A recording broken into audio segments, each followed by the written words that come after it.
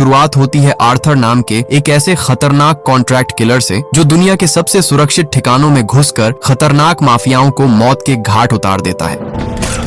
उसकी सबसे बड़ी खासियत यह है कि वह हर मर्डर को इतनी सफाई और सटीकता से अंजाम देता है कि देखने वालों को वह महज एक दर्दनाक हादसा लगता है। लेकिन अब आर्थर इस खून खराबे की दुनिया को हमेशा के लिए छोड़ चुका है, लेकिन उसे जरा भी अंदाजा नहीं था कि उसकी यही जानलेवा काबिलियत उसे एक बार फिर खूंखार कॉन्ट्रैक्ट किलर बनने पर मजबूर कर देगी।